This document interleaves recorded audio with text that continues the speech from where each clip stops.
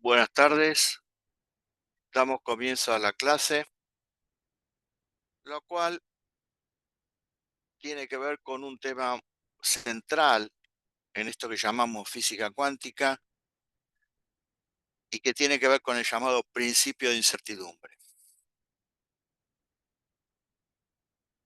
A modo de conexión con algo que comentamos la clase pasada, en el final de la misma,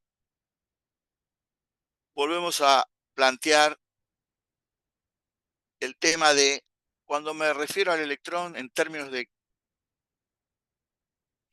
qué palabra utilizo para describir lo que es el electrón.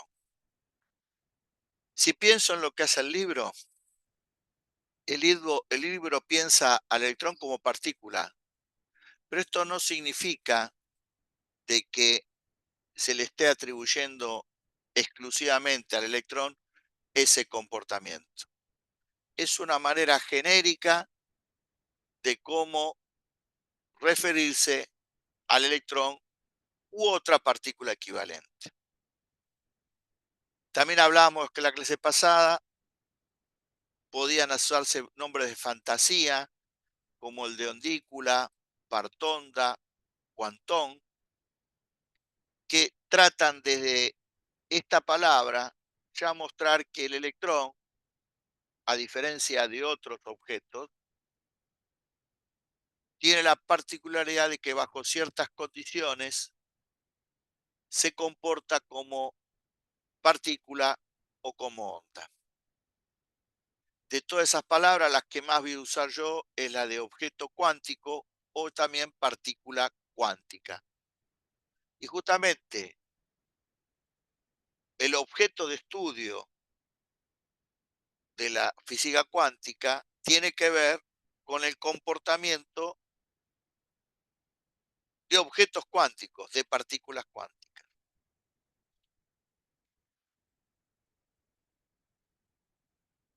Para poder entender el principio de incertidumbre,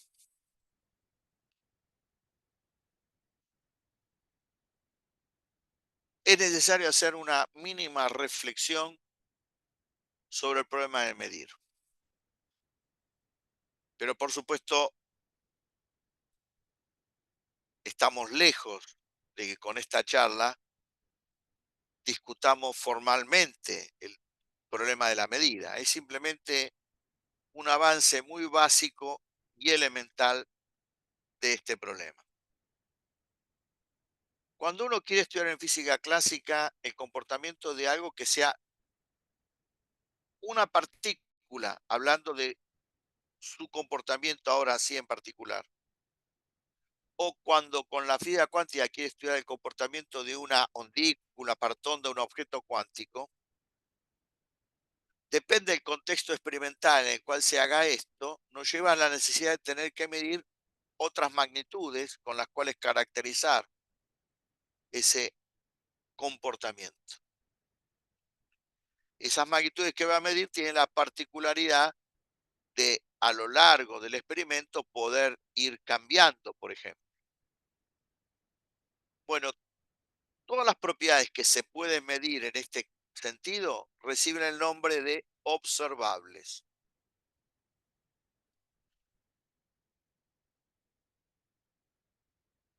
Para ejemplificar lo que quiero yo decir sobre el problema de medir, me voy a basar en que quisiera determinar la posición de un electrón en un problema unidimensional. Es decir, que el observable de interés sería la posición en X. ¿Qué es lo que nos dice la teoría de la medición con respecto a esto? Si yo quiero establecer la posición del electrón en un instante t, lo que tengo que hacer es realizar el experimento en igualdad de condiciones, una cierta cantidad de veces, medir la posición y como resultado de esto, lo que seguro voy a obtener es una distribución de resultados que tiene en un lugar, en un extremo, como caso particular, la de que si tengo que medir 10 veces la posición, 10 veces mida lo mismo. Y en el otro extremo es que si yo mido 10 veces la posición, 10 veces mido cosas diferentes. Frente a esto, la estadística le da a la física una herramienta para decir cuál es el resultado de esa medición y que no implique informar la tabla de valores que uno obtuvo. La estadística, lo que le dice a la física es represente a esa medición con el valor medio. En este caso, el valor medio de X. El valor medio de cualquier observable se pone o entre símbolos de ángulos o colocando una rayita por encima. A su vez se me presenta la siguiente situación. Si yo pongo a un conjunto de personas a realizar el mismo experimento la misma cantidad de veces, lo general es que cada uno de ellos obtenga una distribución de resultados diferentes, que hasta inclusive alguna de ellas puede tener el mismo valor medio.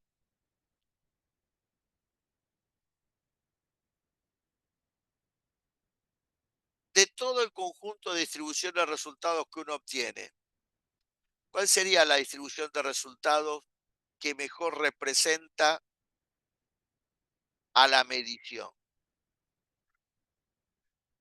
La estadística me vuelve a informar que un criterio para contestar esto sería el de calcular lo que en estadística se llama dispersión o desviación estándar y que nosotros vamos a llamar incertidumbre, que vamos a representar como delta X y que se calcula así o así, dependiendo de cómo es el símbolo del valor medio. En estadística, esto es la llamada raíz cuadrada de la variancia. ¿Cuál es el sentido de este delta? El delta de alguna manera me informa de cómo están distribuidos los resultados de la medición alrededor de ese valor que es el valor medio.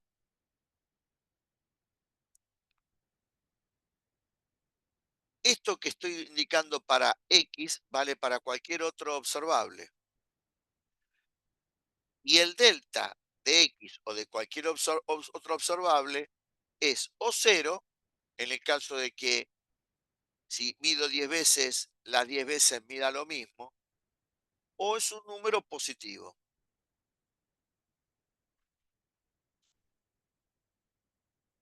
Ya sea como resultado de todo el estudio experimental o, mejor aún, como un estudio cualitativo del experimento realizado antes de ejecutar el experimento y basado en estimaciones, además de tener siempre cuál es la cota inferior, que es cero, uno tiene la posibilidad de contar con la cota superior de dónde va a quedar el delta.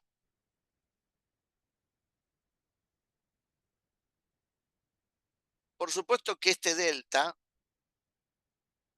va a quedar establecido formalmente a partir de un conocimiento mayor del problema, de la realización y ejecución del experimento.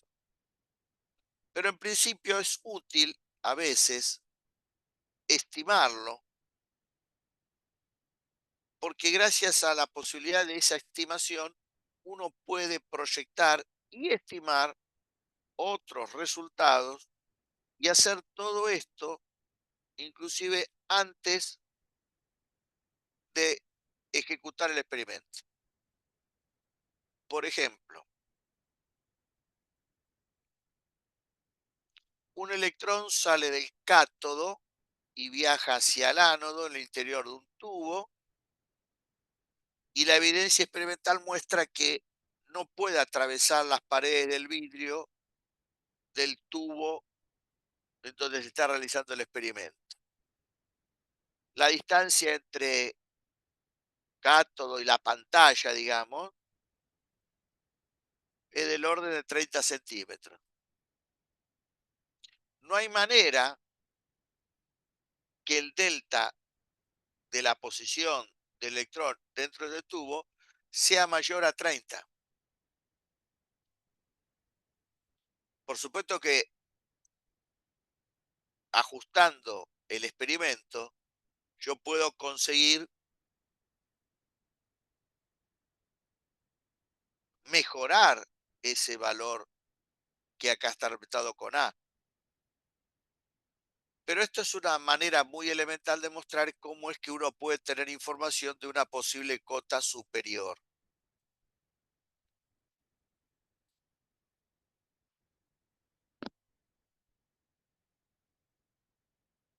El que trabaja en física experimental, ¿qué es lo que trata de hacer?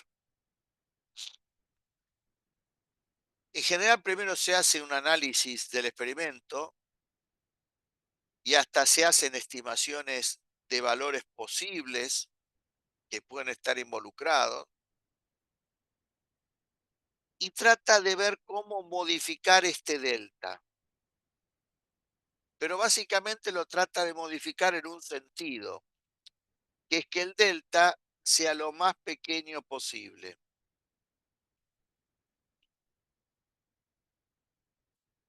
Es decir, que en este caso tienda a ser lo más cercano a cero. ¿Por qué? Porque un criterio para establecer de un conjunto de distribución de resultados, si hay alguna distribución de resultados que es más confiable que la otra, si hay una distribución de resultados que puede ser tenida en cuenta más que otra, es analizar cuánto vale, además del valor medio, cuánto vale el delta. Y conforme el delta sea el más pequeño posible, tanto mejor confianza uno puede tener en esa distribución de resultados.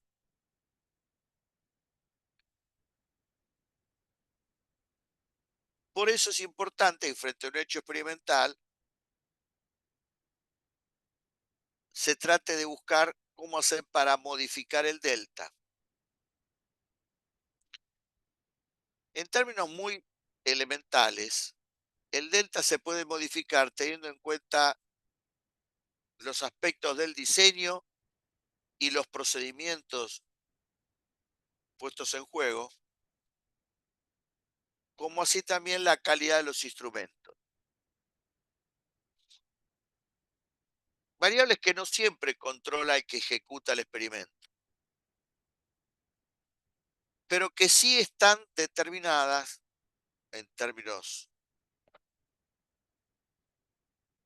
generales por lo que yo suelo llamar las limitaciones tecnológicas con las que me enfrento. Uno no le podía pedir o no le puede pedir, si hace una revisión histórica de un experimento del siglo XIX, que los resultados que surjan de esos experimentos sean compatibles con los resultados que se obtendrían usando la tecnología en la actualidad y que se usan los espectrómetros de la actualidad.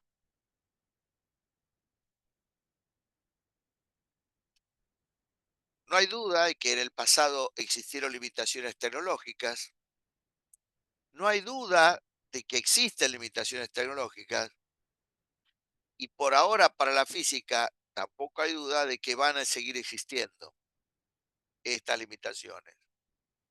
Aunque el sentido de la física, de la ciencia en general y la técnica en particular, es tratar de ver, de restringir estas limitaciones.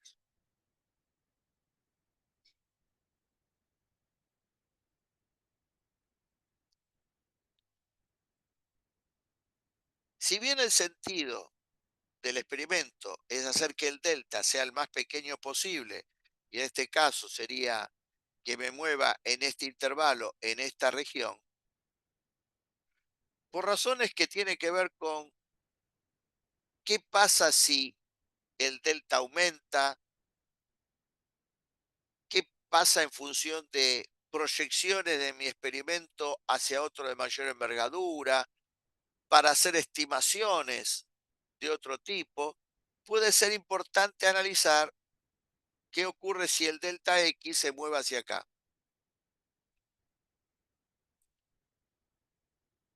Cuando uno piensa que se puede mover libremente en esa región,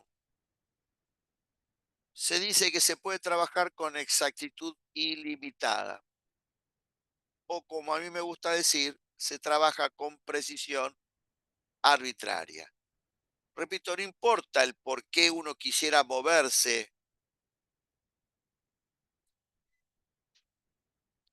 hacia la cota superior, pero esto es tan posible como querer moverse, y esto sí podría ser interesante sin necesidad de hacer ninguna aclaración más, a moverse hacia la cota inferior.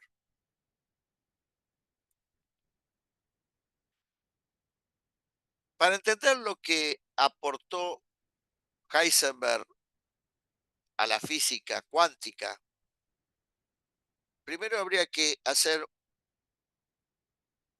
un análisis vinculado con todo esto que hiciera la física clásica. Las limitaciones tecnológicas, ya dije, existieron, existen y por ahora para la física van a existir en el futuro. Ahora, una cosa es que uno sepa que están esas limitaciones y otra cosa es que haya aspectos de la teoría que determinen limitaciones adicionales por fuera de las tecnológicas. Por ejemplo, para un físico clásico no había límite en cuanto a la velocidad. No hay nada en la teoría ni de Newton ni las teorías relacionadas con lo que llama uno la física clásica que impiden pensar en que una partícula no pueda moverse a velocidades enormemente grandes y que por lo tanto muestran que el universo es de las velocidades de módulo infinito para la física clásica. Sin embargo, en el siglo XIX estaba claro que con la tecnología propia de la época no se conseguía que una partícula se pudiera mover a velocidades mayores que un cierto valor. Entonces, una cosa es la tecnología y otra cosa es que hubiera un marco teórico que luego sí apareció con la teoría de la relatividad, que impida las velocidades de módulo infinito. La física clásica no lo tenía, ese marco teórico.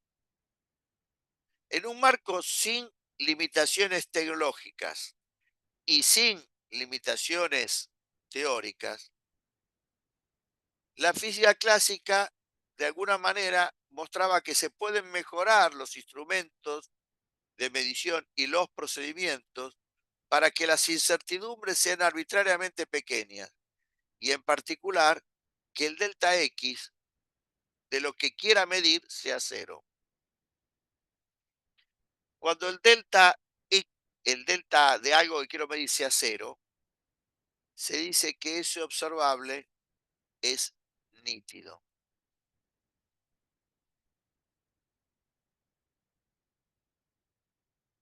Y si no, es vago o difuso.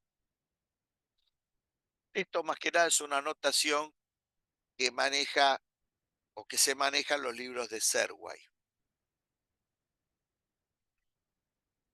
Ahora, lo anterior es equivalente a la siguiente idea.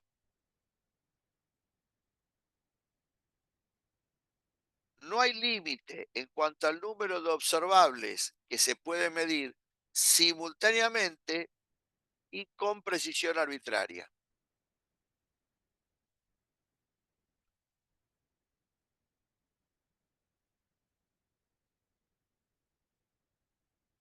Es decir, en un instante T yo puedo querer medir todos los observables que quiera, posición, velocidad, cantidad de movimiento, energía, energía cinética, momento cinético. Algunos los voy a poder medir directamente, otros los podré medir indirectamente. No hay problema, no hay límite en cuanto a los que quiero medir.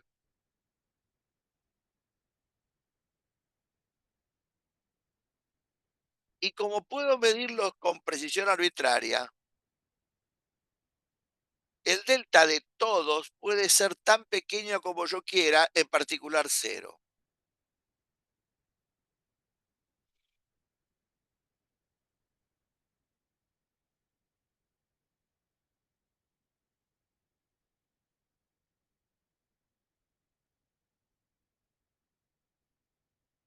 Un breve comentario histórico.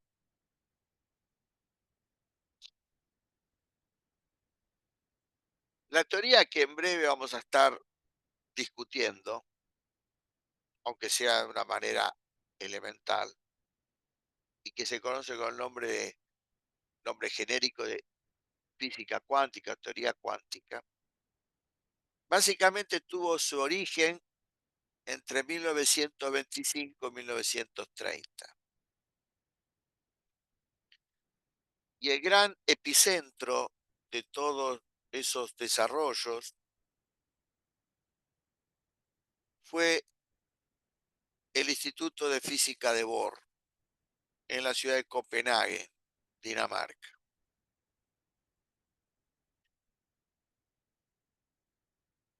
con diferentes personas como responsables.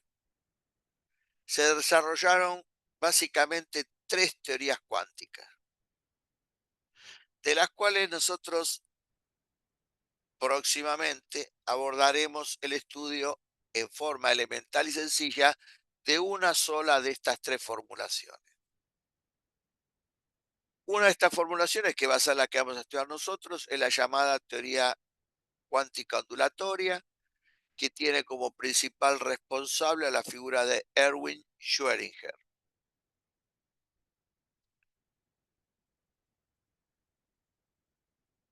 Otra tiene como principal responsable a Werner Heisenberg. Es la llamada teoría cuántica de matrices. Y la tercera es la teoría cuántica relativista, cuyo principal responsable es Dirac. De la teoría de Dirac solamente vamos a hacer algún comentario muy elemental y sencillo vinculado con el concepto de spin electrónico. Y de la teoría de Heisenberg solamente haremos mención a algunas ideas muy elementales, dado que la teoría de Heisenberg requiere una matemática y tiene un nivel de abstracción por fuera de los alcances de este curso.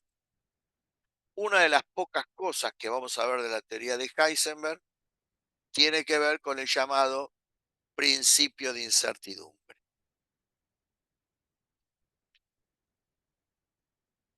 Como curiosidad, por aquel que no lo sepa, el personaje de Breaking Bad, Walter White, profesor de química, cuando adquiría el carácter de dealer, adoptaba el nombre de Heisenberg, justamente en virtud de este personaje de la historia de la física.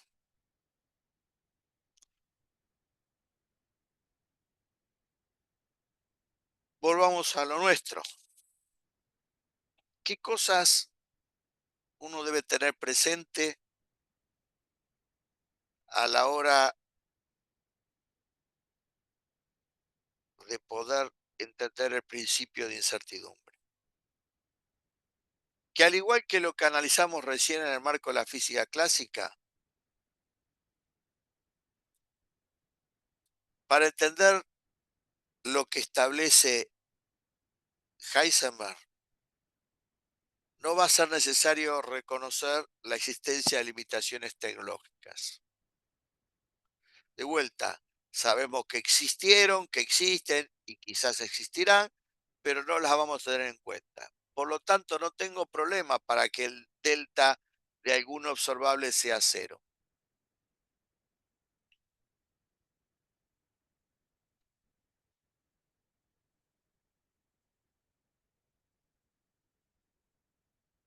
La segunda observación tiene que ver con lo siguiente.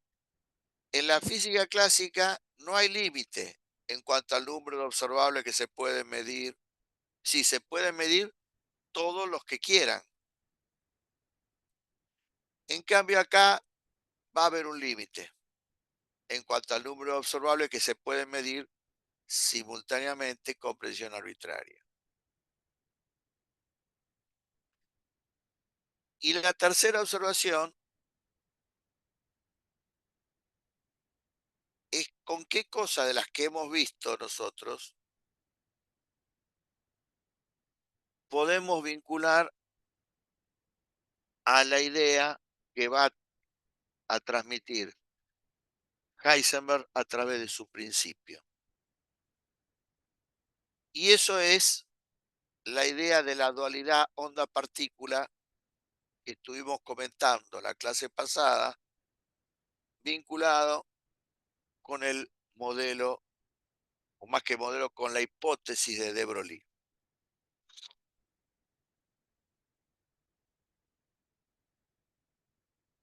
Vayamos al enunciado del principio de incertidumbre. No se pueden medir simultáneamente y con precisión arbitraria la posición y cantidad de movimiento de un objeto cuántico.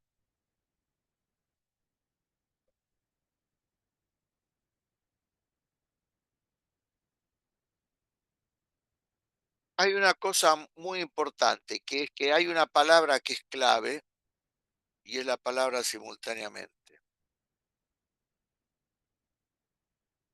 Palabra que si omito en el enunciado del principio de incertidumbre, le hago cambiar completamente el sentido al principio.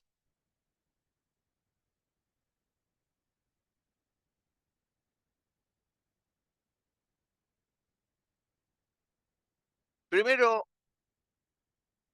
veamos que si acepto lo que el principio de incertidumbre establece, queda claro, como expreso acá, que la física clásica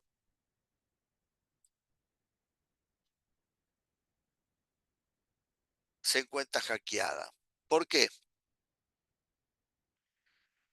Con la ley de Newton describo el movimiento de una partícula, la cual la puedo poner en ejecución cuando además conozco las condiciones iniciales con las cuales trabajo, que implica que en un instante de referencia t igual a cero, por ejemplo, se conozcan la posición y velocidad inicial, que salvo por la masa, es como conocer la posición y la cantidad de movimiento.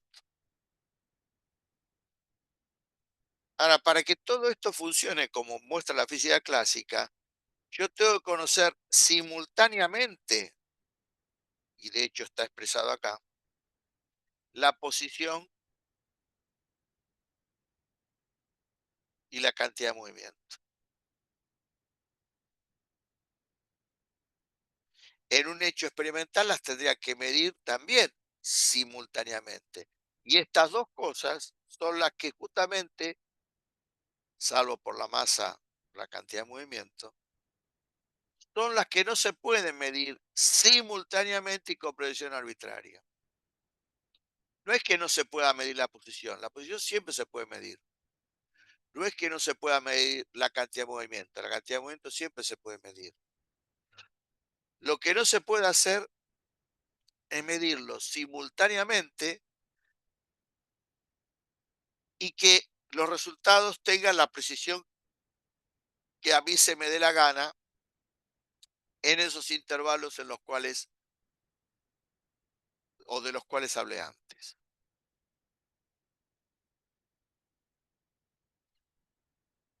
El principio de incertidumbre tiene una traducción matemática que nosotros no vamos a establecer formalmente,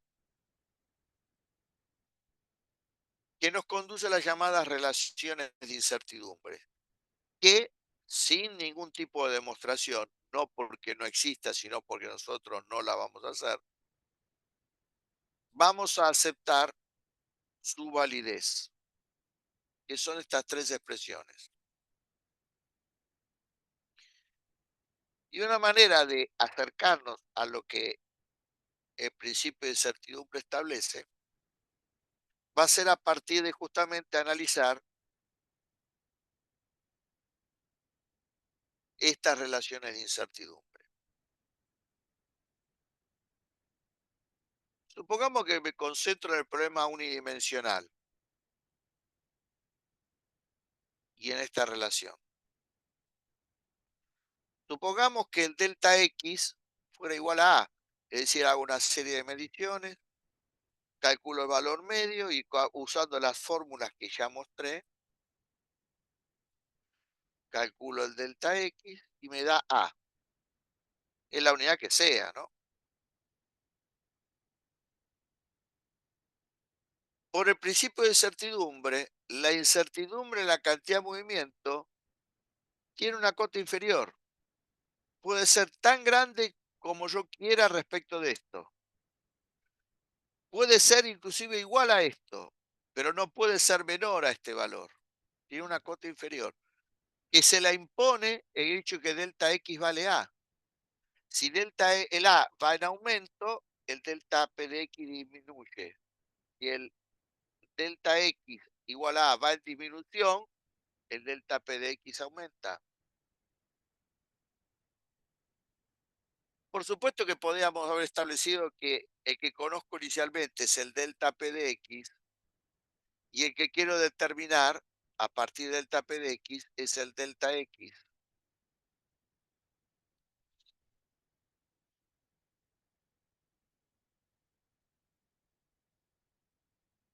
¿Qué pasaría si uno de los dos, por ejemplo, el delta P de X valiera cero? ¿Cómo podría interpretar esto? Y que hago una serie de mediciones y siempre pido lo mismo, por eso la incertidumbre es cero.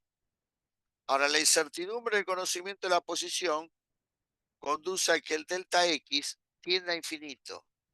Es decir, que si tengo que analizar la posición de un electrón en el eje X, me da que puede estar en cualquier lugar del eje X. Por lo tanto, no tengo la menor idea de dónde está, porque el delta X es infinitamente grande.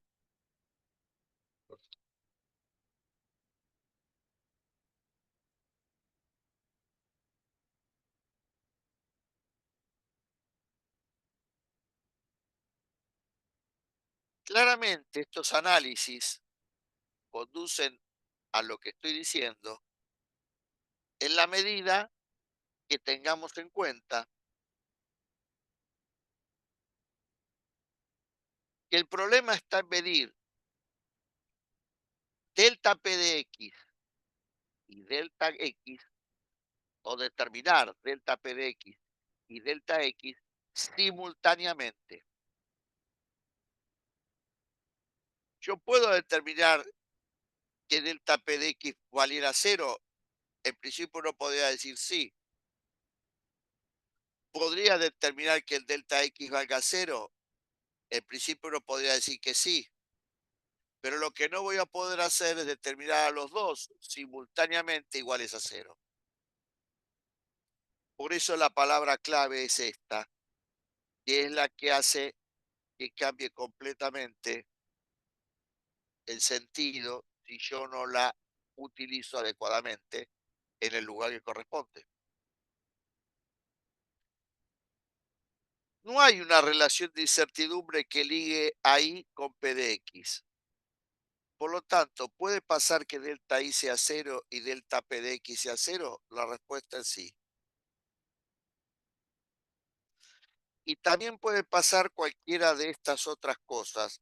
En total son seis, si uno incluye, además de estas cinco, la de recién.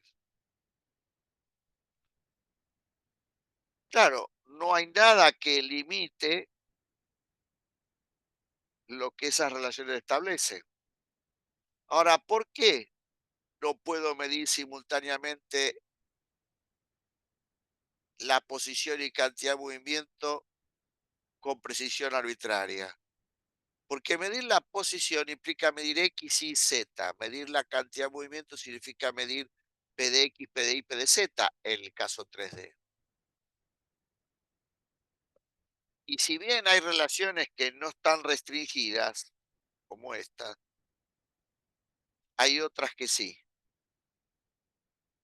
Y como yo tengo que determinar simultáneamente X y Z y P de X, P de Y, P de Z, es lo que hace que no se pueda medir simultáneamente y con precisión arbitraria la posición y la cantidad de movimiento.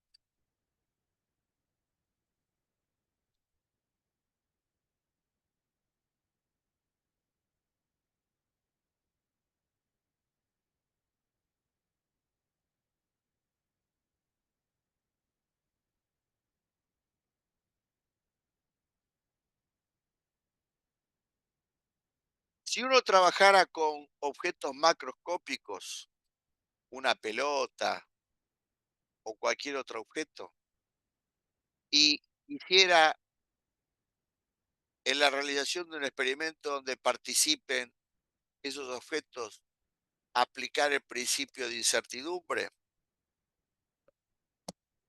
no voy a encontrar que ninguno de los resultados que se obtengan tenga que reinterpretarlos a la luz del principio de incertidumbre. O sea que puedo continuar haciendo interpretaciones clásicas para estudiar lo que pasa con objetos macroscópicos. De hecho, el enunciado del principio ya invalida la utilización de este principio para objetos macroscópicos, porque me pide que lo aplique en un objeto cuántico, es decir, un objeto que en alguna condición su longitud de onda de De Broglie sea tal que uno para describir su comportamiento tenga que usar del modelo de onda barra partícula, cosa que comentamos la clase pasada, que solamente funciona para lo que uno llamaba partícula y no para una pelota o cualquier objeto del mundo macroscópico.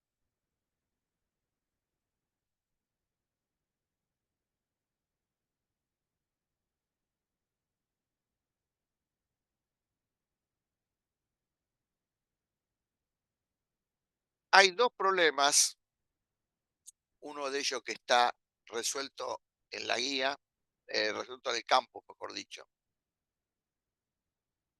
y hay otro que se da información de dónde encontrarlo resuelto en Internet.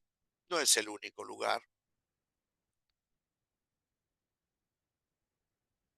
que son los problemas 4 y 5 de la guía número 3, que son muy interesantes para no ver cómo se hacen cuentas con el principio de incertidumbre, sino para resolver algo que es lo más difícil a veces y que tiene que ver con las interpretaciones que sobre este principio se pueden hacer. Al igual que lo que pasa con las cuentas realizadas con la idea de De Broglie, las cuentas en sí mismo no son las difíciles, sino lo que se termina convirtiendo en algo complicado, difícil, son interpretaciones que se puedan hacer de los resultados obtenidos. Bueno, acá pasa lo mismo.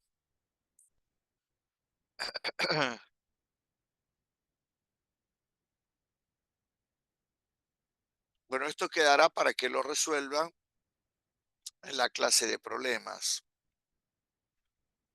Hay un experimento que es una especie de experimento de Young hecho con electrones, que cuenta el libro y que está relacionado con uno de estos dos problemas, creo que es el 4, no tengo acá la guía para confirmarlo, que es el experimento de difracción de electrones por una ranura. Si uno entiende el por una ranura, luego puede pasar al de dos ranuras. Más allá de que está contado con detalle en el libro, yo voy a subir una serie de enlaces que los van a conectar con este experimento en diferentes vídeos de YouTube, animaciones de YouTube. Lo que está vinculado con este experimento va a ser tema de discusión que yo voy a hacer en la clase de teoría, pero ya cuando entremos en el territorio de la teoría cuántica dentro de un par de clases.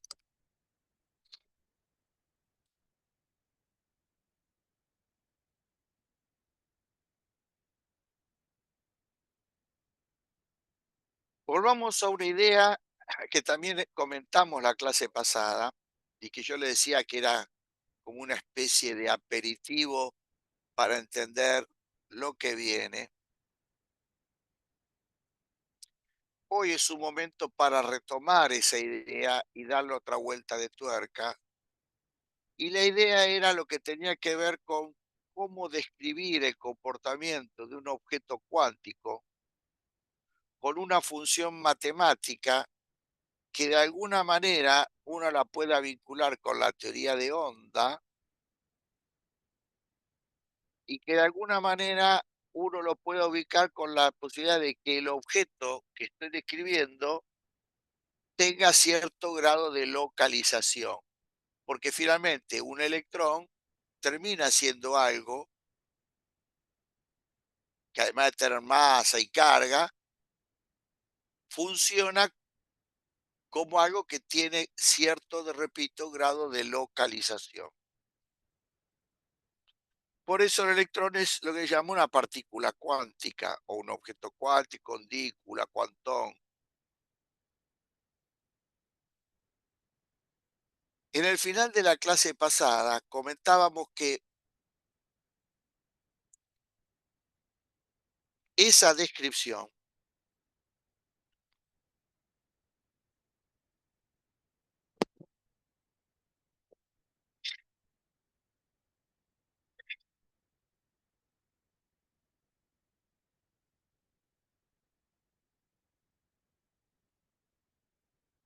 disculpen la interrupción, tuve que estornudar.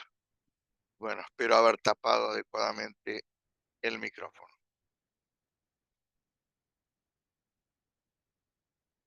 Esa descripción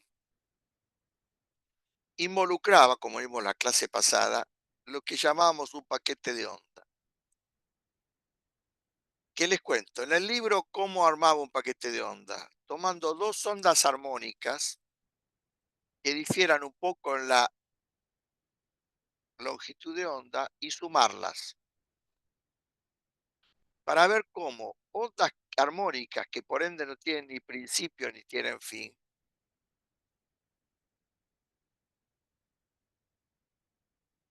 y que por lo tanto, al no tener ni principio ni fin, no tienen ningún grado de localización,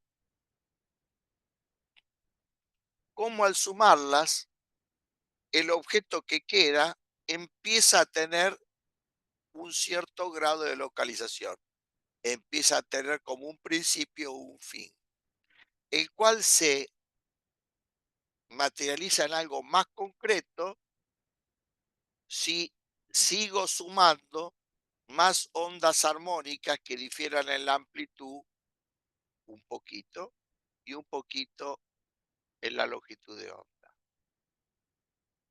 De eso justamente se encarga la teoría de Fourier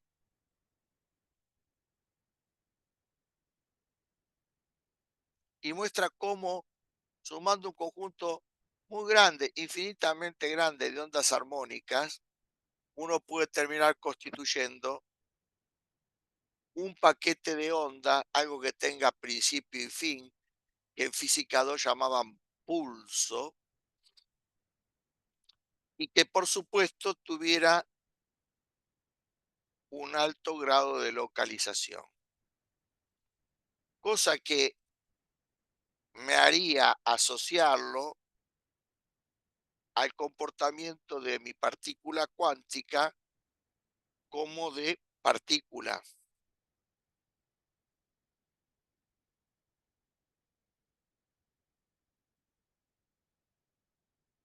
A través de algunos problemas de la guía que están en el libro, se puede demostrar que lo que se llama la velocidad de grupo o velocidad del paquete coincide con la velocidad de la partícula.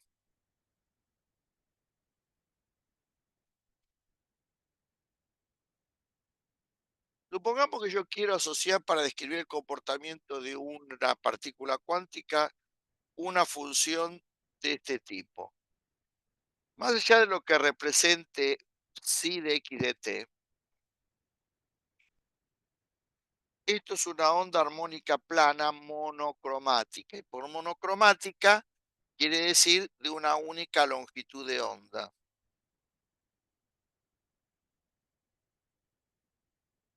Esto es algo, como yo decía, que no tiene ni principio ni fin, que está vinculado a un comportamiento,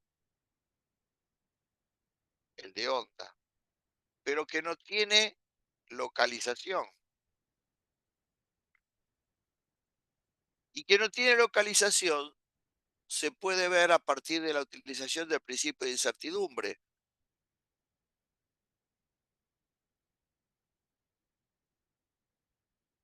Porque, ¿qué significa una onda monocromática? De una única longitud de onda. Por lo tanto, a la luz del principio de incertidumbre, implica que el delta lambda tiene que ser cero.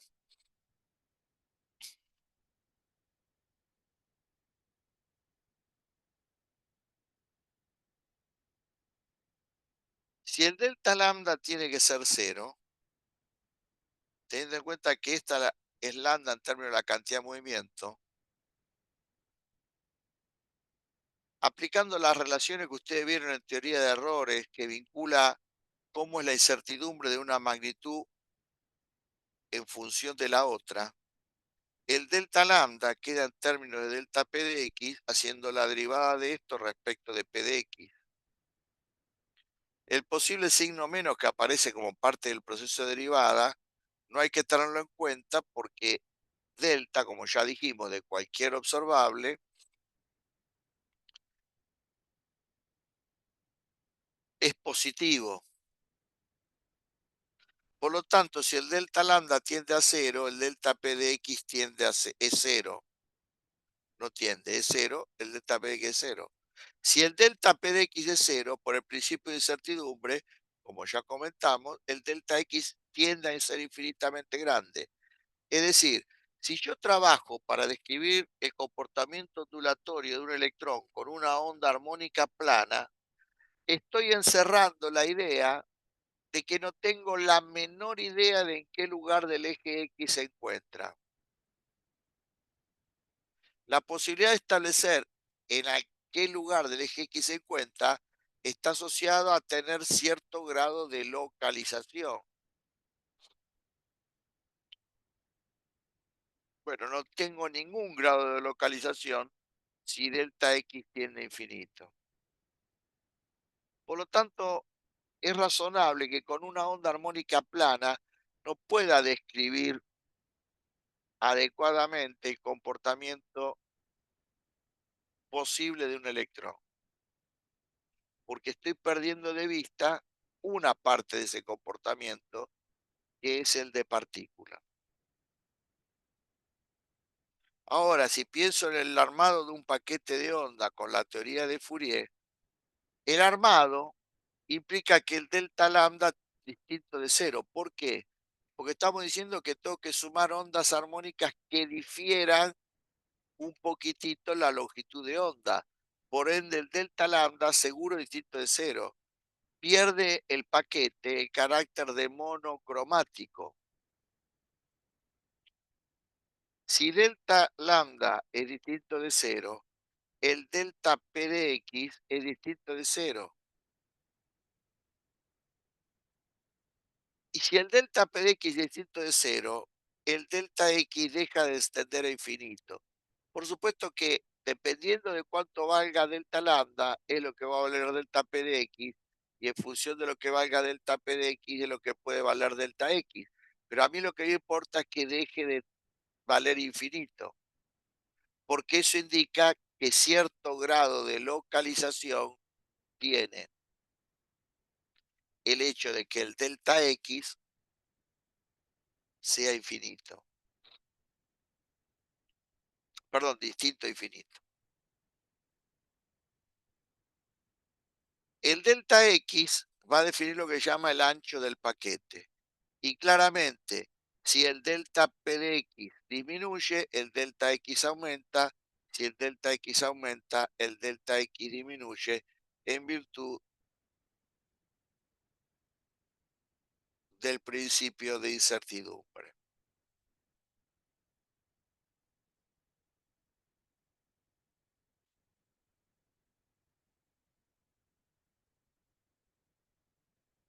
Hay otra versión del principio de incertidumbre que establece que no se puede medir simultáneamente y con precisión arbitraria la energía de un objeto cuántico y el intervalo de tiempo durante el cual ese objeto cuántico está en ese estado de energía.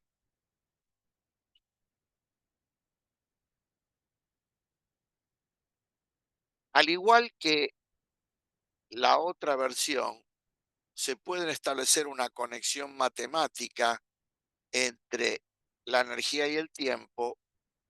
Sin demostración, aceptamos que es esta. Pero donde hay que tener cuidado con lo siguiente. Esto es la incertidumbre en la energía, pero este delta t no hay que tomarlo como la incertidumbre en el tiempo, sino hay que tomarlo como un intervalo de tiempo.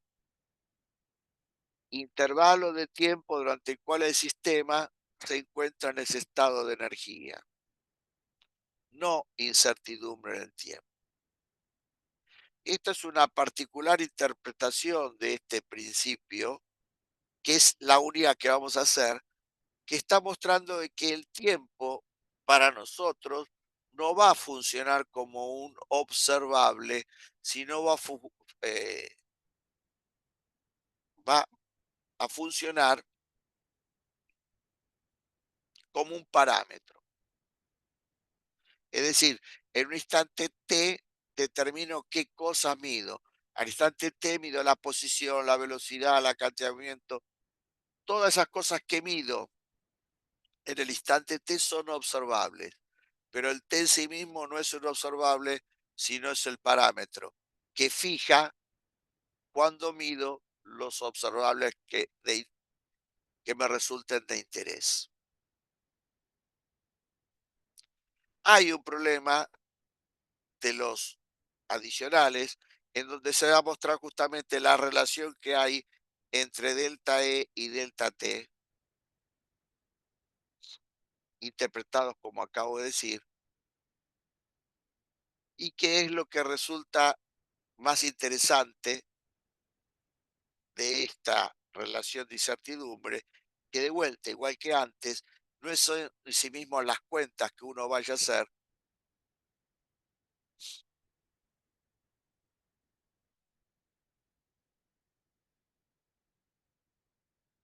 sino las interpretaciones que de los resultados se realicen.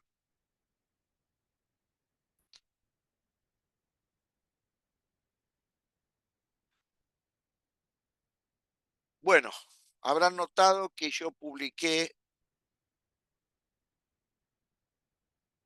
que, a diferencia de lo que veníamos haciendo otros cuatrimestres, en el primer parcial entra la unidad número 1, 2, 3 y 4. Eso tiene que ver con el hecho de que el primer parcial queda hacia final de mes, como está publicado ya hace rato. Y justamente con lo que tenemos que empezar ahora es con lo que se va a discutir en la guía de actividad número 4, que es básicamente el modelo de Bohr. Si bien lo que vamos a discutir acá no es específicamente el modelo de Bohr, sí son aquellos modelos que dan pie a que aparezca en escena el modelo de Bohr.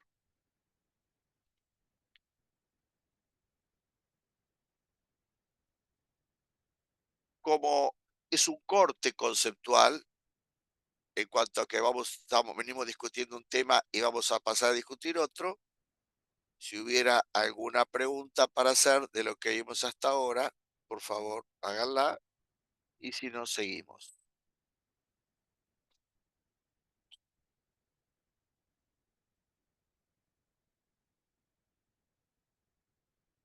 Si no hay preguntas, ustedes me dicen, si no, tomo el silencio como la falta de pregunta, como para poder continuar con el próximo tema. Igual, como siempre lo digo, no son estas clases las únicas instancias que tienen ustedes para preguntar cualquier duda que tengan sobre las cosas que se discuten en esta materia.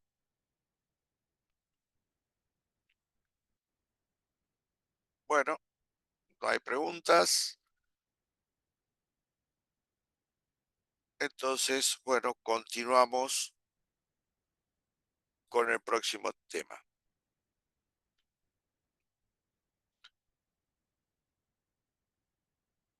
La historia de los modelos atómicos la iniciamos con el modelo de Thomson, el mismo que en 1897 determinó la relación carga-masa de las partículas que conformaban los rayos catódicos, que terminaron siendo los electrones. Después de esos experimentos, lo que hizo Thomson fue establecer que en cualquier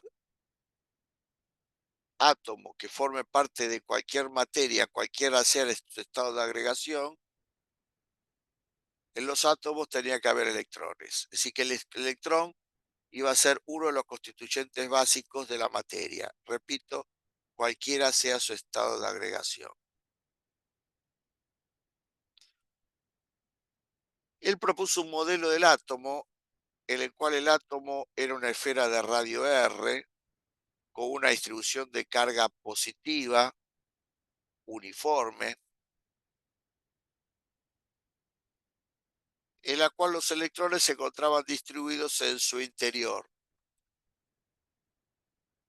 en un número tal que hacía que la suma de la carga positiva de esta distribución de carga y la carga eléctrica de los electrones diera cero, es decir, eléctricamente el átomo fuera neutro.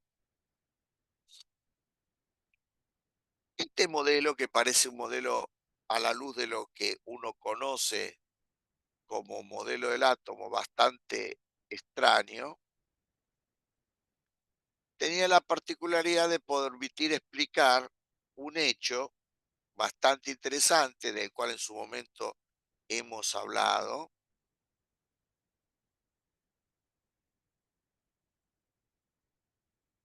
y que es la posibilidad de que los electrones en el campo eléctrico que esta distribución de carga positiva genera, queden vibrando, como si fuera una masa unida a un resorte, pero por supuesto, sin que exista ese resorte. Esos fueron algunos de los elementos que se usaron en forma sencilla, elemental, para explicar el espectro de emisión del cuerpo negro. Una de las ideas que se manejaba de por qué los llamados dipolos oscilantes emitían, ¿se acuerdan? Tenía que ver con esto que estoy comentando. Bueno, con este modelo se podía explicar eso.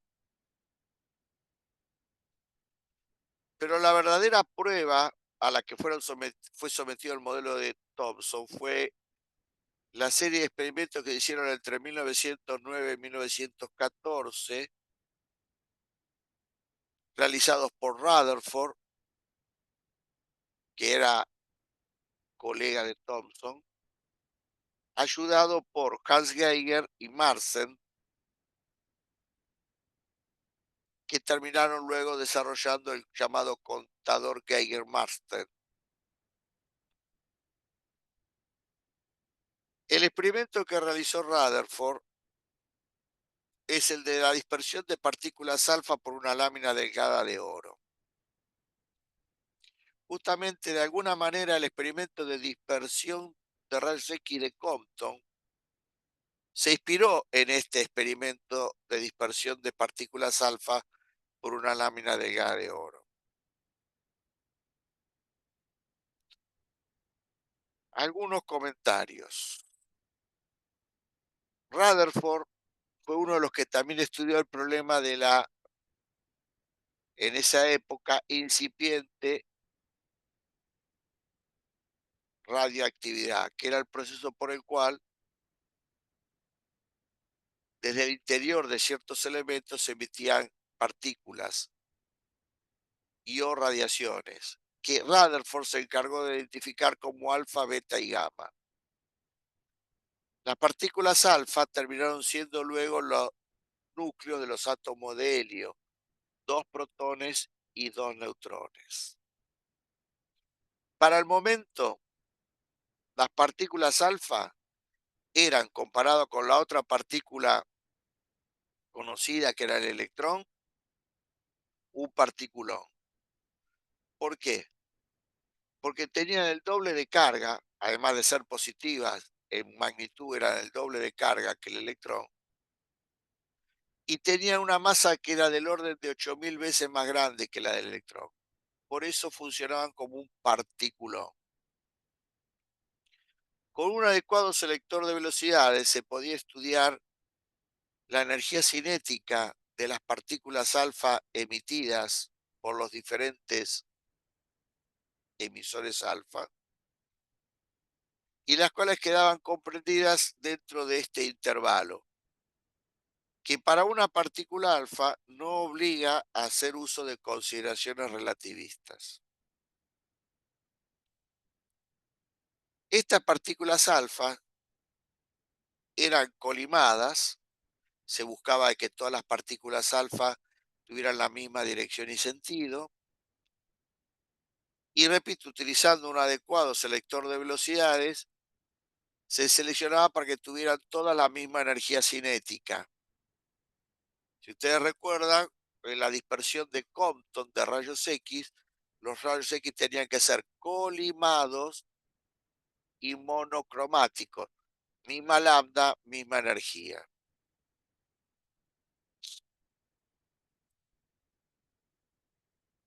¿Por qué se eligió que chocaran contra la lámina delgada de oro? Más allá de los valores comerciales que tuvo y tiene el oro tiene propiedades físico-químicas que lo pone en un lugar especial frente a la utilización de otros materiales.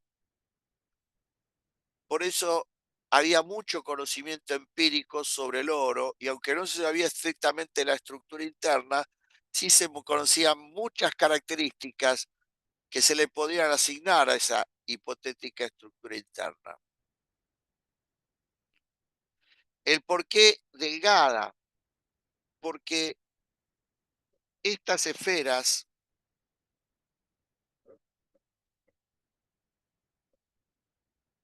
que tienen un radio del orden del Armstrong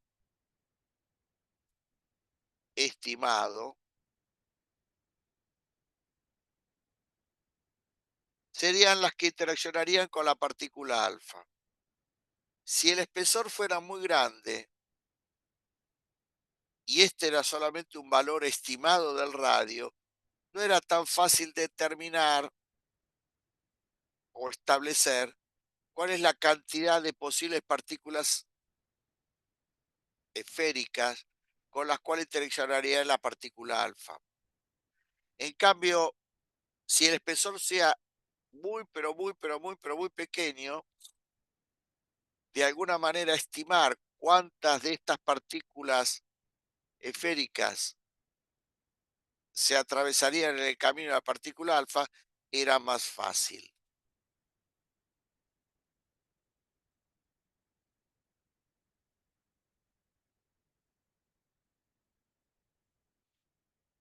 Esto que están viendo acá es una imagen sacada del libro de ustedes de lo que sería el hipotético modelo de Thomson. Y esto que está acá es un hipotético esquema del experimento de dispersión de partículas alfa por una lámina delgada de oro. La fuente que emitía partículas alfa usada era radón. El radón es un gas que emite partículas alfa. Este esquema es para mostrar la colimación de las partículas alfa. Falta acá colocar un adecuado selector de velocidades que hacía de que todas las partículas alfa que llegaran a la lámina de oro llegaran perpendicular a la lámina de oro con la misma energía cinética.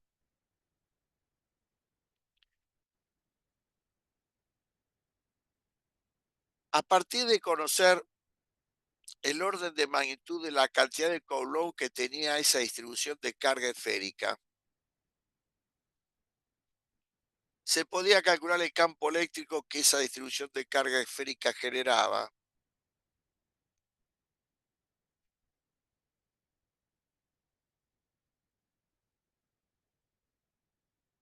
y ver a través de ese campo la fuerza de repulsión que se provocaba sobre una partícula alfa que también era positiva.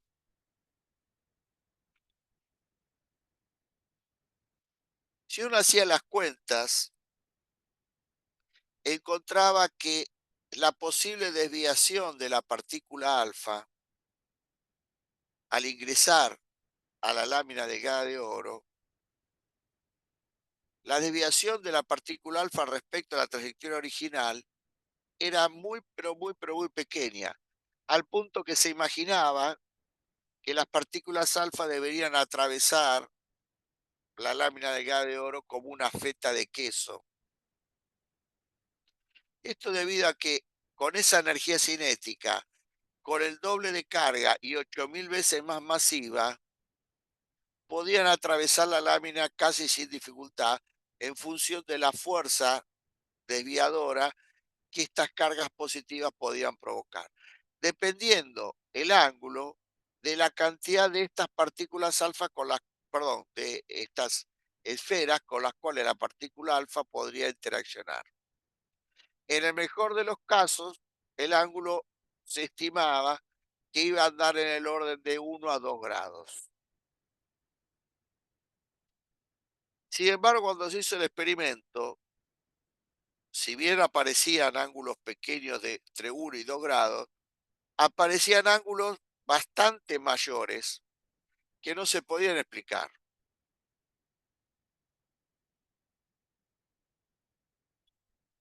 Pero lo que más llamó la atención es la posibilidad de que hubiera partículas alfa que ni siquiera atravesaban la lámina de oro. Hasta algunas fueron rebotadas a 180 grados. Estos ángulos grandes que formaban las partículas alfa respecto de la dirección de incidencia,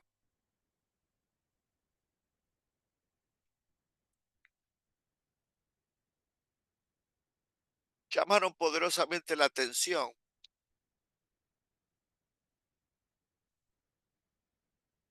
y llevaron a la necesidad de cambiar de modelo.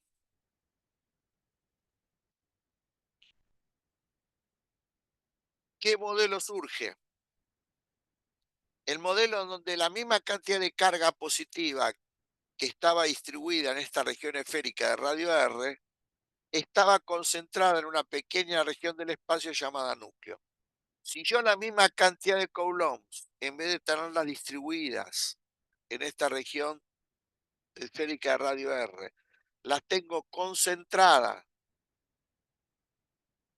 en una región muy pequeña llamada núcleo, la fuerza que sobre la partícula alfa se produce, se puede calcular con la ley de Coulomb y crece enormemente con respecto al cálculo anterior. Física 3 puro. Y con esto se podían explicar perfectamente los ángulos grandes, hasta inclusive el hecho de que la partícula alfa rebotara a 180 grados. El modelo de Rutherford no solamente estableció el núcleo como formando parte del átomo, sino estableció que las partículas cargadas positivamente que formaran parte del núcleo iban a ser los protones, del griego proto primero. Años después de que se presentara este modelo, no muchos años después, fueron, o mejor dicho, aparecieron evidencias claras de que los protones existían.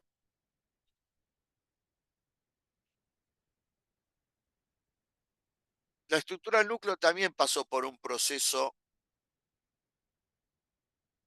histórico de conformación. Y eso tiene que ver con el hecho de que los protones no podían ser las únicas partículas que constituyeran el núcleo.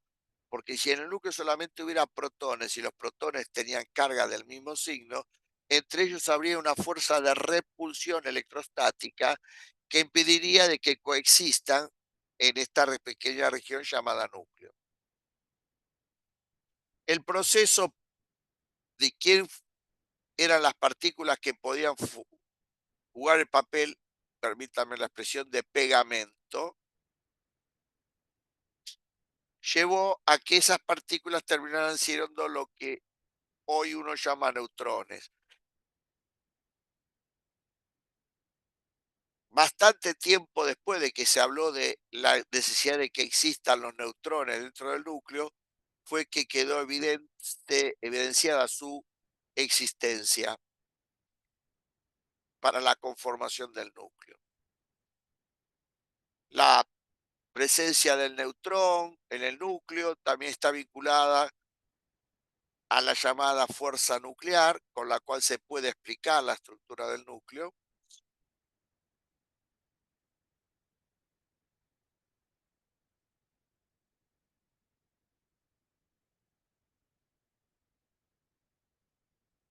Cosa que de alguna manera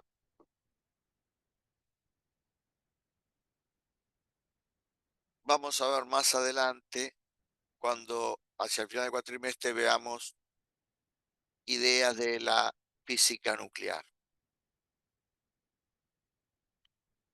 El tema está que en el átomo también había electrones y si no estaban en el núcleo, ¿dónde estaban los electrones? Y así es como surgió el llamado modelo planetario, en el cual los electrones orbitaban alrededor del núcleo, como de alguna manera los planetas lo hacen alrededor del Sol. ¿Cómo es que Rutherford llegó a plantear esto? Bueno, está directamente vinculado a el funcionamiento del llamado modelo planetario. El tema está que para entenderlo realmente este proceso, uno debería conocer bastante bien en claro cómo funciona el sistema planetario, cosa que no todos estudian ya porque esto se estudiaba en la materia mecánica, que prácticamente ya no, sacando una especialidad, la demás no la ven, y lo que se ve en mecánica ahora no tiene que ver nada en cuanto a los contenidos con lo que en algún momento se daba de mecánica.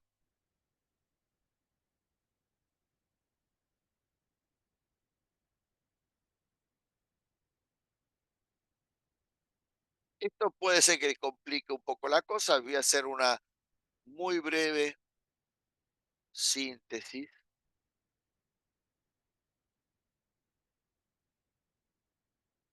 para que los ubique. Toda la información sobre el movimiento planetario que aportaron Tycho Brahe y Kepler las usó Newton para construir la explicación del modelo planetario a partir de la existencia de la llamada fuerza de interacción gravitatoria de Newton, la cual tiene una estructura matemática comparable, equivalente con la ley de Coulomb, en cuanto a que son inversamente proporcionales al cuadrado de la distancia de las que separa las partículas. Una es directamente proporcional al producto de las masas, la otra directamente proporcional al producto de las cargas. La gravitatoria de Newton es siempre atractiva, la de Coulomb es atractiva o repulsiva. Pero más allá de estas diferencias, lo que importa es que las dos cambian con 1/r², siendo r la distancia entre partículas. Y esta característica hace que si tengo dos partículas en interacción a través de estas fuerzas, o la interacción gravitatoria o la coulombiana, las trayectorias que describen estas partículas son cónicas.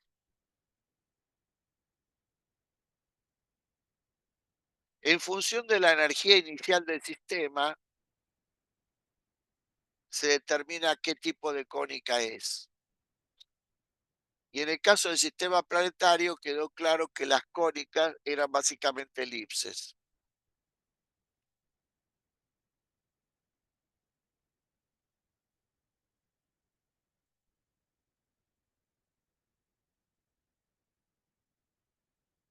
En el caso del átomo, no habiendo tanta información previa como la que dije que aportaron Tycho Brahe y Kepler por su observación del cielo,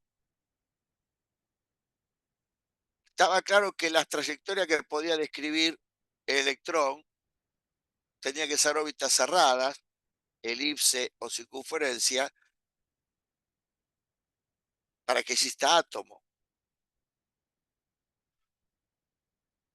Por una razón basada en el principio de simplicidad, se pensó que la trayectoria fuera una circunferencia. Luego, si no era una circunferencia, debería ser una elipse. Y finalmente, lo que terminaría decidiendo cuál de las dos es la evidencia experimental que se pueda recoger a partir de este modelo.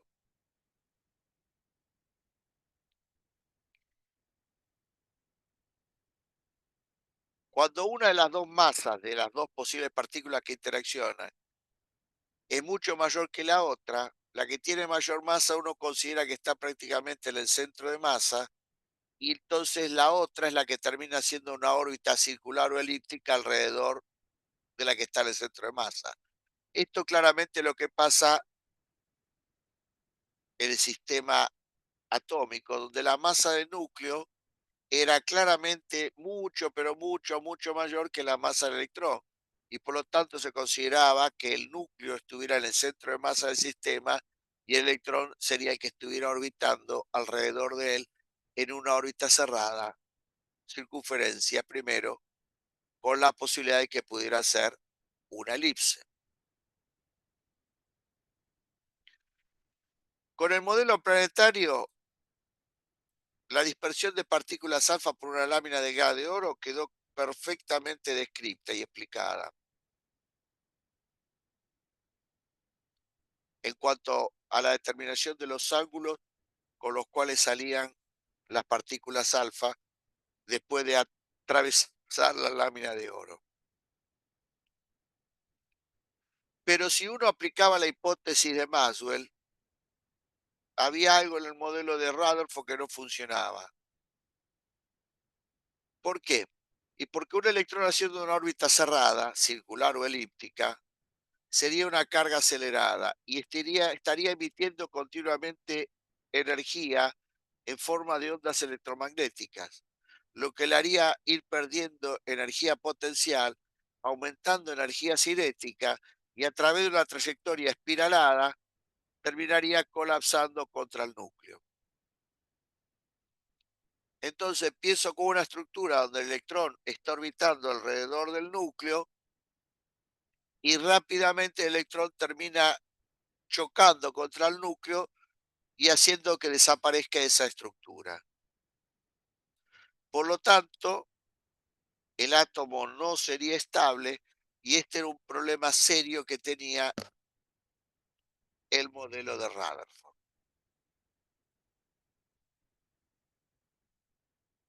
Hasta acá una parte de la historia.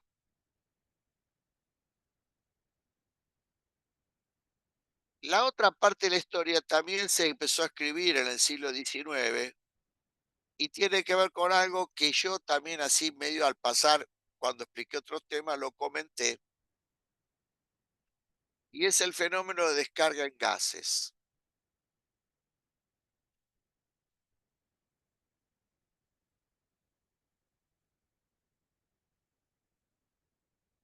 A partir de que se empezaron a estudiar los llamados rayos catódicos,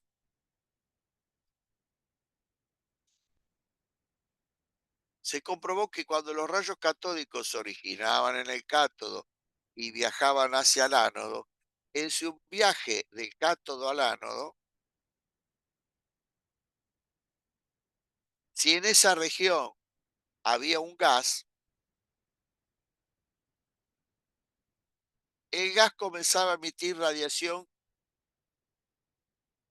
que en muchos casos era visible.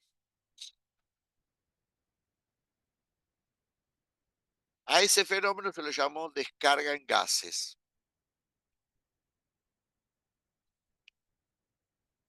Para entender lo que era el problema de por qué el gas comenzaba a emitir en el visible a partir de que los rayos catódicos iban del cátodo al ánodo,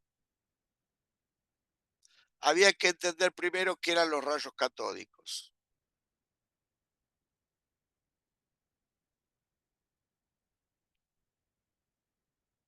A eso se dedicaron un grupo de físicos y el experimento emblemático vinculado con lo que eran los rayos catódicos termina siendo el experimento de Thomson de 1897 con la determinación de la relación carga-masa del electrón, siendo el electrón la partícula que constituía los llamados rayos catódicos.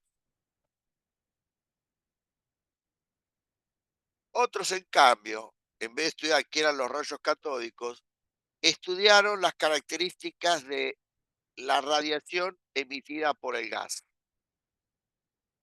Es decir, estudiaron el espectro de emisión del gas, que a diferencia de lo que era el espectro de emisión de un sólido caliente a la temperatura T, en particular un metal, que fue lo que dio lugar al problema del cuerpo negro, en vez de ser un espectro continuo, era un espectro de líneas.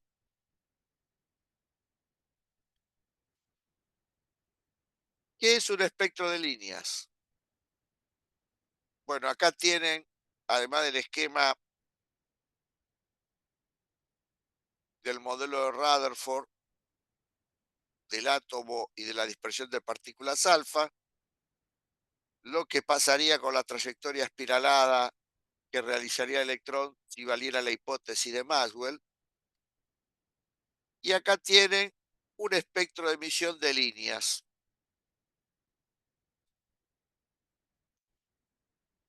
de diferentes gases.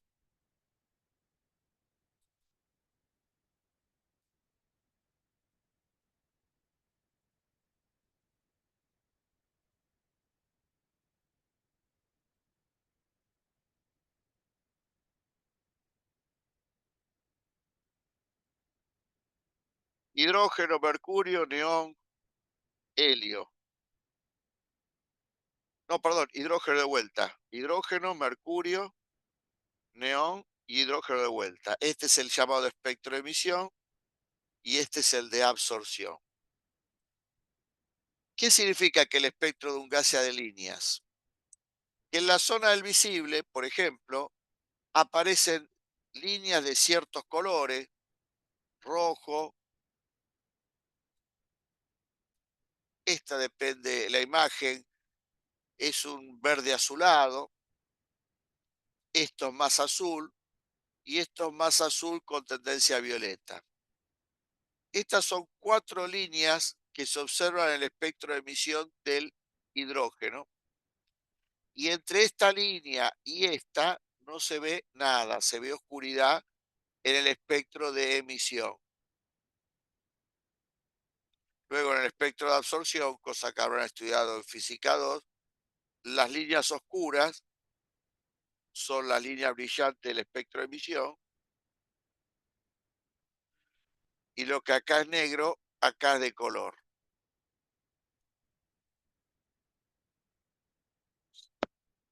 Esto es el espectro de emisión de otro gas y de otro gas. Cada gas tiene un espectro de emisión diferentes. ¿Qué significa esto? Está constituido por diferentes longitudes de onda. Esto analizado solamente en el visible. De tal manera que un gas podía ser distinguido del otro, más allá de por propiedades físico-químicas, olor, densidad, por su espectro de emisión. Cada gas tenía un espectro de emisión diferente. A tal punto que hubo situaciones en las cuales un gas nuevo se descubrió gracias al estudio de su espectro de emisión.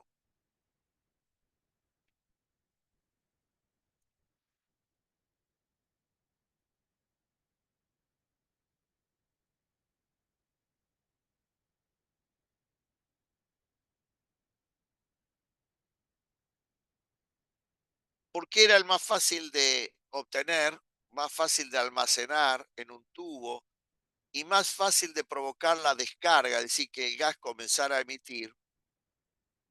El hidrógeno fue uno de los gases más estudiados, en particular Armstrong, en honor a quien se pone la unidad Armstrong de longitud de onda, fue el primero que estudió el espectro de emisión del hidrógeno y determinó la longitud de onda, la línea de color rojo, la de color verde azulado, la más azul y la de azul con tendencia al violeta.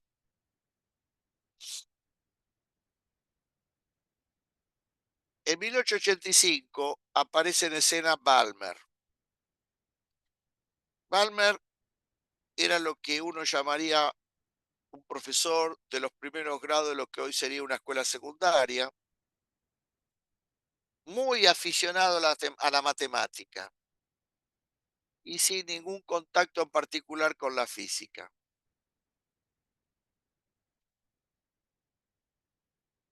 Pero por alguna razón le llamó la atención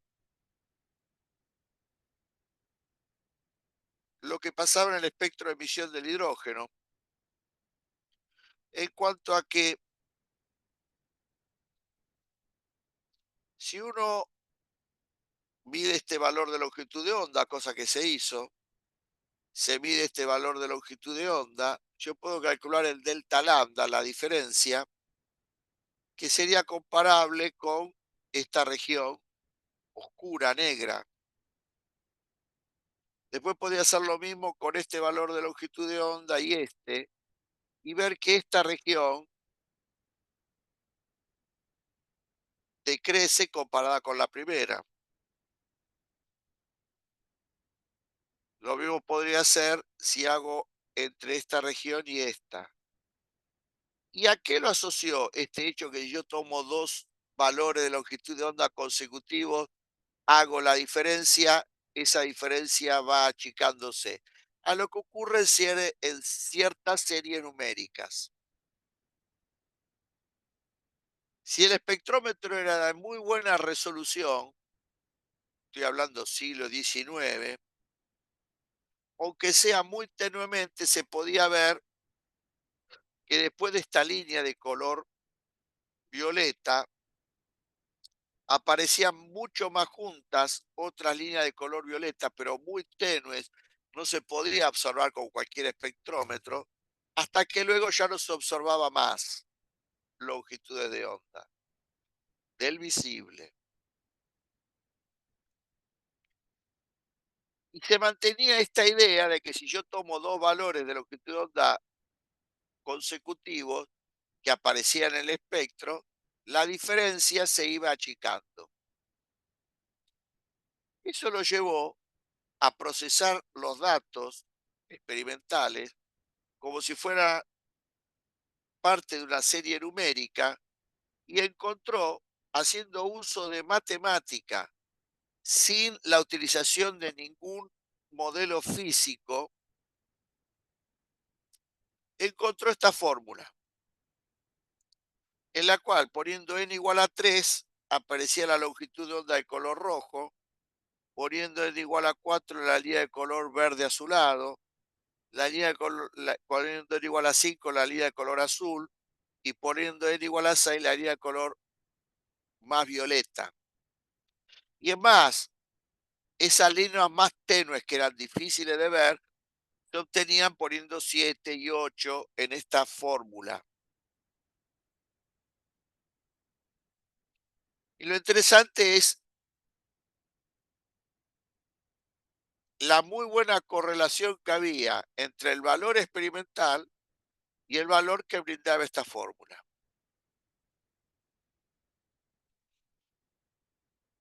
Rydberg, que trabajaba mucho con el estudio del espectro de emisión de las estrellas, intentó hacer esto mismo, es decir, encontrar una fórmula que describiera el espectro de emisión de un gas, pero de estructura más complicada que el hidrógeno. Y bien encontró fórmulas, las fórmulas que él obtuvo no daban tan buena correlación como la que encontró Balmer. Pero otra cosa que hizo Ryder fue agarrar la fórmula de Balmer y reescribirla en este formato. Lo que me conduce de este formato a este es matemática pura. Y es más fácil salir de acá e ir acá que al revés. Resuelvan este paréntesis, despejen lambda y van a llegar a esta fórmula en donde la constante que está acá es equivalente a 4 sobre esa constante para que me dé la llamada constante de Balmer que está acá. Escrita acá en unidades de metros, acá está escrita en unidades de centímetros. Por una razón que desconozco, nadie trabajó de ahí más con la fórmula de Balmer como Balmer la escribió, ni nadie hable de la constante de Balmer. La fórmula de Balmer todos la escribieron en este formato y sí todo el mundo habla de que esta constante es la llamada constante de Rydberg, que se representa con la letra R mayúscula.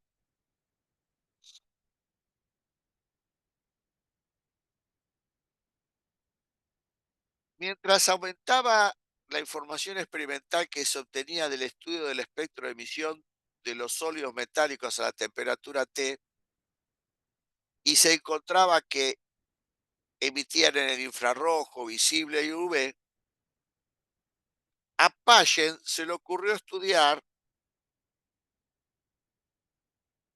si, formando parte del estudio del espectro de emisión del hidrógeno, había radiación no visible y perteneciente al infrarrojo. Y encontró que sí, que había radiación infrarroja, y además encontró que se podían calcular las longitudes de onda de la radiación infrarroja emitida con una fórmula que tenía la misma estructura matemática que la fórmula de Balmer escrita por Rydberg, pero en donde en vez de 1/2 al cuadrado menos 1/n², el paréntesis era 1/3 al cuadrado, es decir, un noveno, menos 1/n². Y acá el n valía 3, 4, 5, 6 en adelante.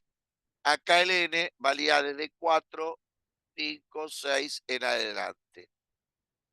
Y entonces se encontró no solamente que el hidrógeno emitía, además del invisible, en el infrarrojo, sino que de alguna manera se generalizó a esa región del espectro el formato de la fórmula de Balmer como había propuesto Rydberg.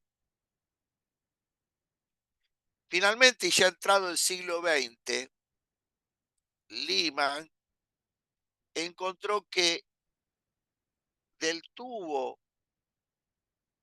donde había hidrógeno, cuando se provocaba la descarga, que era hacer pasar electrones a través del hidrógeno y observar cuándo emitían, además de emitir en el visible y en el infrarrojo, Lyman logró determinar una línea en el espectro de emisión del ultravioleta.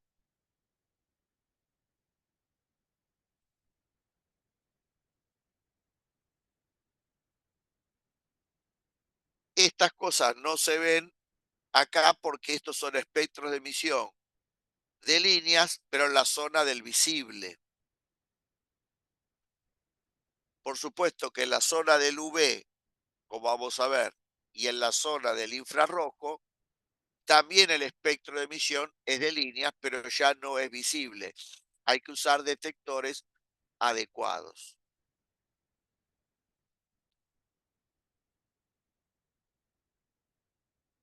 Estas dos historias, la de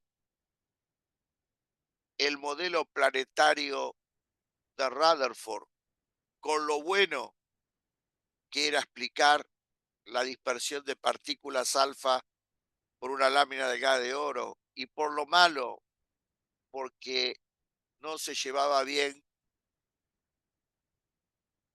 con la hipótesis de Maxwell.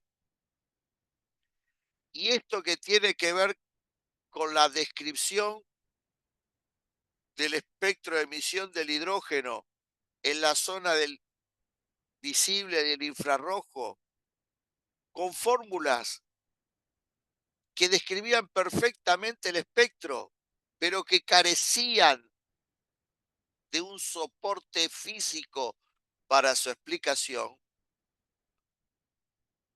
Repito, estas cosas se terminan juntando en el modelo que entre 1913 y 1914 publicó Bohr y que se va a llamar modelo de Bohr a través de 3 trabajos que publicó en ese periodo de tiempo. Pero eso es tema de la próxima clase.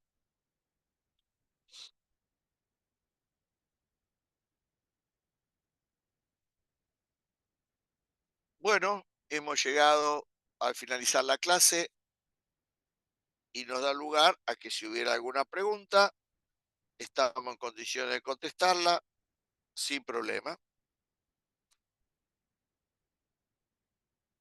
Y si no hay pregunta, por lo tanto, damos por terminada la clase del día de hoy.